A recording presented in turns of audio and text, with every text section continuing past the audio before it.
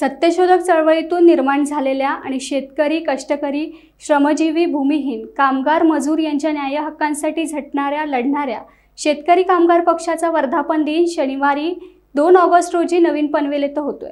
या वर्धापन दिनाचं खास आकर्षण म्हणजे महाराष्ट्र नवनिर्माण सेनेचे अध्यक्ष राज ठाकरे उपस्थित राहणार आहेत।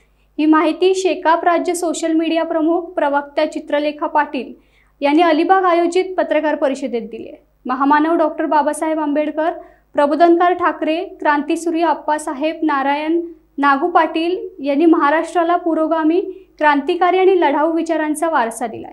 या सत्यशोधक आणि परिवर्तनवादी विचारांचा जागर शेतकरी कामगार पक्षाच्या वर्धापन दिनी पाहायला मिळेल। प्रबोधनकार ठाकरे आणि अप्पासाहेब नारायण नागू पाटील यांचे वारसदार एकाच मंचावर येत असल्यानं या वर्धापन दिनाकडे महाराष्ट्राचं लक्ष लागलंय।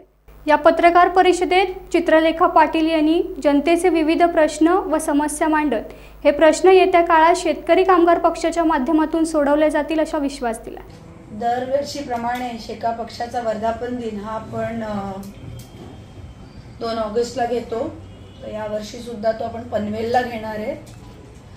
माननीय राजजी ठाकरे साहेब मनसेचे एक प्रमुख पाहुणे म्हणून आपल्याकडे वर्धापन दिनाला आपल्याला शुभेच्छा द्यायला येणार आहेत। बाकी आपले नेते मंडळी आणि कार्यकर्त्यांसाठी तर ती म्हणजे पंढरपुरात कसं जातात विठ्ठलाचं दर्शनाला तसे आम्ही सगळे मंडळी वर्धापन दिनाला जातो।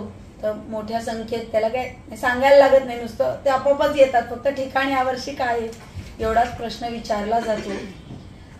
तर ह्या भूमिकेवर वर्धापन दिन येणार मी आपल्या सगळ्यांना पण तुम्ही तिथल्या प्रतिनिधीं थ्रू किंवा काही तुम्ही जिल्ह्याची मंडळी आहात तुम्ही ते त्याचं कव्हरेज घ्या, तुम्ही भेटा। राजसाहेबांचे पण सगळे प्रतिनिधी आणि असतीलच तिकडे पनवेल इथे तालुक्यात नाहीये म्हणून मी त्याच्यात सांगू शकत नाही, पण ते नक्कीच तुमच्या वेगळ्या चॅनल्समधनं तुमच्या मोठ्या वृत्तपत्रातनं लहान वृत्तपत्रातनं नक्कीच त्याला कव्हरेज द्याल अशी अपेक्षा करते। प्रामुख्याने पक्षाच्या काही भूमिका मला आज स्पष्ट करायची आहे की जे राजकारण आपण बघतोय चिखलात लोळणारं अलिबाग तालुक्यात तर तालुका चिटणीस माझ्या सोबत आहे। प्रचंड खड्डे म्हणजे अगदी नको ते झालंय। आणि आजकाल तुम्ही एक रील फिरताना पाहिली आमदारांची, ते म्हणतात प्लास्टिक घाला आणि खालतून रस्ता तयार करा। म्हणजे हे आहे इथे एकीकडे आपण बघतो की अतिशय गंभीर पद्धतीने कितीतरी चांगल्या तरुण मुलांचे जीव जातात, बायकांचं कुंकू पुसलं जातं आणि अशा वेळी एवढ्या थिल्लरपणे ह्याच्याकडे बघितलं जातं। आज सगळे इतर राजकीय पक्ष हनी ट्रॅप कोण कोणाला काय म्हणाला ह्याच्यात बिझी आहे। मला त्याबद्दल ना एक प्रश्न घ्यायचा आहे ना काही बोलायचं आहे, कारण की मला असं वाटतं लोकांचे जे रिअल प्रॉब्लेम्स आहेत, आर्थिक प्रॉब्लेम्स आहेत, रस्त्याचे प्रॉब्लेम्स आहेत, नोकरी नसल्याचे प्रॉब्लेम्स आहेत, याच्यावर कोणी बघतही नाहीये, बोलतही नाहीये। तर शेका पक्षाच्या वर्धापन दिनानिमित्ताने आम्ही विचारांनी सगळे कार्यकर्ते ठामपणे या विचारांच्या पाठी उभं राहतो की गोरगरिबांचा कोण, शेतकऱ्यांचा कोण, नुकसान भरपाई अजून हवी तशी मिळालेली नाहीये, जिल्ह्याला पालकमंत्री नाहीये, कोण काय राजकारण वेगळं, पालकमंत्री तर द्या, तुम्ही पालकमंत्री तर द्या। आज किती काम अडकलंय जिल्ह्यातलं, निर्णय अडकले। ही सगळी मागणी आणि भूमिका आमची शेका पक्षाची आहे। आणि वर्धापन दिनानिमित्त आम्ही हे करतो की आमचा एक असा म्हणतात ना की आमचं ध्येय आहे, टार्गेट आहे की हे सगळं भ्रष्टाचाराने बरवटलेलं ह्या राजकारणामध्ये केडर बेस युवक आणि विचारांनी असलेले ज्येष्ठ कार्यकर्ते यांचं राजकारण आपल्याला पुढे कसं नेता येईल ह्याच्याकडे पुढच्या स्थानिक स्वराज्य संस्थांच्या निवडणुका ज्या येतील पण तो विचार आम्ही आमचा हलू देणार नाही की आता वायफळ विषयावर टीका टिप्पणी पण करणार नाही। आज एवढं झालंय की आपल्या भाषेवरती सुद्धा आक्रमण झालेलं आपल्याला दिसतं। त्याच्यामुळे तुम्ही पाहिलं भाईंना स्टेजवर पाहिलं, मराठी भाषेसाठी भाई तिकडे गेले आणि भाईंना स्टेजवर पाहिलं तुम्ही की काय पद्धतीने भाईंनी त्याच्यात भूमिका मांडली की मराठी भाषा। आणि त्याच्यानंतर तो मुख्यमंत्र्यांचा हे पण निघाला सक्तीचा, पण एक मराठी भाषा आणि संयुक्त महाराष्ट्राच्या लढ्यात शेका पक्षाचा खूप मोठा हात होता। तर ह्या सगळ्या पार्श्वभूमीवरती शेका पक्ष आपली पुढची वाटचाल करू पाहते। येणाऱ्या नागरीकरण आणि डेव्हलपमेंटचं आम्ही स्वागत करतो। पण त्या स्वागतामध्ये सगळ्यात मोठा प्रश्न आम्ही सारखा सातत्याने विचारतो आणि त्याचा आम्ही खूप आक्रमकतेपणे पाठपुरावा करणार, तो म्हणजे भूमिपुत्रांचं काय. चांगली गोष्ट आहे, प्रकल्प येऊ द्या, आलेच पाहिजे, पण इथल्या स्थानिक माणसाला त्याच्यात काय मिळणार. गेल प्रकल्प येतोय, गेल प्रकल्पामध्ये किती स्थानिक नोकऱ्या लागल्या पाहिजे, आरसीएफ मध्ये किती स्थानिक नोकऱ्या कॉन्ट्रॅक्ट आले पाहिजे.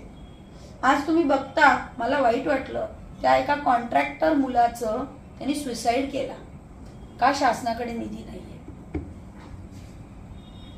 ही किती वाईट गोष्ट आहे. तरुण पोरगा आहे बिचारा, आशेने तो कॉन्ट्रॅक्टर बनला असेल की बाबा मी 4 पैसे कमवीन, पण पूर्णपणे कर्जबाजारी झाला. कुठे पाहिलंय तुम्ही असं की पगार 6 महिन्यांनी होतात, 7 महिन्यात होतात. थळ ग्रामपंचायतीत बघा, पगार आता 6 महिने झालेले नाहीये. मग काय नियोजन आहे सरकारचं. लोकांनी जगायचं कसं. एकीकडे महागाई वेगळ्या टोकाला गेलेली आहे, लोकांनी जगायचं कसं. हे सगळे मुद्दे प्रामुख्याने शेका पक्ष मांडणार, बघणार. जयंतबाईंनी अनेक वेळा आक्रमकपणे ते मुद्दे मांडलेले आहेत. तुम्ही जर जयंतबाईंचं पुस्तक वर जे वाढदिवसाला तुम्ही वाचलं असेल, अनेक नेत्यांनी त्याच्यात उल्लेख केलाय की कोणते वेगळे वेगळे मुद्दे जयंतबाईंनी मांडले. तुम्हाला हवं ते संघर्ष योद्धा पुस्तक मी आज परत देते, ज्याच्याकडे नसेल त्याच्याकडे. त्याच्यात प्रत्येक लेखकांनी त्याच्यावर लिहिलेलं आहे की त्यांनी जयंतबाईंनी मुद्दे मांडले म्हणजे शेका पक्षांनी मांडले ना. ही भूमिका आमची आहे, असणार आहे आणि पुढच्या स्थानिक स्वराज्य संस्थांसाठी आम्ही पूर्णपणे लालबावटा रेडी आहे. आणि या वर्धापन दिनानिमित्त खरंच आमच्यासारख्या तरुणांना प्रेरणा मिळते, कारण की एक अभिमान आम्हाला आहे की आम्हाला लाज नाही वाटत. कारण की जे आमचे नेते होते त्यांनी भले एसटीत प्रवास केला असेल, पण त्यांनी खऱ्या अर्थाने लोकांची खूप वेगळ्या पद्धतीने कामं केली आणि कधी मॅनेज नाही झाले आणि पक्ष नाही सोडला. मला नेहमी असं वाटतं की जो आपला पक्षाचाच होऊ शकत नाही तो इतरांचा काय होईल, जो आपल्या स्वतःच्या संघटनेचा होऊ शकत नाही तो जनतेचा कसा होईल. आज शिंदे इकडे, ते तिकडे, ते तिकडे, काय काय चालू आहे. महाराष्ट्रात खूप वेगळं पिक्चर चालू आहे. अशा वेळी शेका पक्ष हा एकमेव स्ट्रॉंग पर्याय रायगड जिल्ह्यात राहतो आहे आणि पूर्ण महाराष्ट्रात सुद्धा. त्याच्यात आम्ही वाढ कशी होईल, त्याच्यात आमचा विचार कसा पसरेल, याच्याकडे आमचं खऱ्या अर्थाने प्रामुख्याने लक्ष आहे. सोशल मीडियावर आणि याच्यावर घेणार. परत जनसुरक्षा कायदा आहे, त्याच्यावर स्वतः जयंतबाई बोलले सुद्धा आहे. तर जनसुरक्षा कायद्याला अर्बन नक्सल असं गोंडस नाव तुम्ही दिलं. मला सांगा, मी उदाहरण देते तुम्हाला, महिला म्हणून हे उदाहरण प्रमिला ते माझ्या डोळ्यासमोर येतं की जेव्हा बदलापूरचा बलात्कार झाला आणि तेव्हा बायका, मुली, मुलं, पुरुष ही रेल्वे स्टेशनवरती उतरली आणि आंदोलन केलं त्या शाळेच्या विरुद्ध आणि याच्या संस्थाच्या विरुद्ध. मग त्याला पण तुम्ही अर्बन नक्सल म्हणाल, त्याला पण तुम्ही जनसुरक्षा कायदा लावाल. मग लोकांनी एकत्र यायचंच नाही, लोकांनी न्याय मागायचाच नाही. ते बिचारे काय हत्यार घेतलेली लोक आहेत का, ते काय नॅक्सलाइट्स आहेत का. म्हणजे कशालाही काही ब्रँडिंग करायचं आणि लोकांचे जे मूलभूत हक्क आहे यांना खऱ्या अर्थाने तुम्ही त्याच्यावर जर जाणार असाल तर हे नक्कीच सहन करणार नाही. म्हणजे हे तुमचा हक्कच नेतं ना, लोकशाहीतला जो तुमचा प्रमुख हक्क आहे. आणि जे नॅक्सलिझम आणि हे आहे त्याच्यासाठी ऑलरेडी कडक कायदे आहेत, ताडाबिडासारखे भरपूर कायदे त्या ठिकाणी आहेत आणि ते वापरा ना. पण जी इनोसंट जनता आहे, जी न्याय मागते, कुठल्या इश्यू बेसवरती बोलते, आता उद्या ही मुलं आहेत, ही काय मागतायत सरकारकडे, नोकरी आणि थोडा वाढीव वेळ. मग त्याला पण तुम्ही हे करणार का. त्याच्यामुळे ह्याच्या बाबतीत पण एक ठोस भूमिका आमचा पक्ष घेईल आणि त्याची असेल. आता जे मी तुम्हाला सगळे मुद्दे सांगितले तो आणि सगळ्यात महत्वाचा मुद्दा भूमिपुत्राचा असणार आहे की होणाऱ्या डेव्हलपमेंटमध्ये भूमिपुत्राचं स्थान काय. सगळ्या डेव्हलपमेंटचे आम्ही स्वागत करतो, पण त्याच्यात मेन अधिकार त्या डेव्हलपमेंटवरती हा भूमिपुत्राचा असला पाहिजे आणि भूमिपुत्राची कुठेही पिळवणूक झाली नाही पाहिजे. हा मेन मुद्दा आहे आमचा. अक्रॉस सेक्टर म्हणजे शिक्षण असेल, आरोग्य असेल, हे असेल, सिव्हिल हॉस्पिटलचा सुद्धा मुद्दा प्रचंड गंभीर आहे. काय हा दिसत आहे, त्याच्यावर पण आम्ही तीव्र आंदोलन करणार आहे आणि त्याच्यावर मी भ्रष्टाचाराचा आरोप करते. गेलचे जे पैसे आले त्याच्याबद्दल खूप कमी लिहिलं गेलं. गेलचे जे पैसे CSR मधनं आले ते सिव्हिल हॉस्पिटलला न जाता सिव्हिल हॉस्पिटल सगळीकडे गळतंय. बिचारे पेशंट गावोगावून येतात, त्यांचे आई वडील असतात, यांच्याबद्दल कोण आवाज नाही उचलत. खूप महत्वाचं. टाइम्स डिजिटलला लाईक करा, शेअर करा, सबस्क्राईब करा आणि बेल आयकॉन दाबायला विसरू नका. Times digital.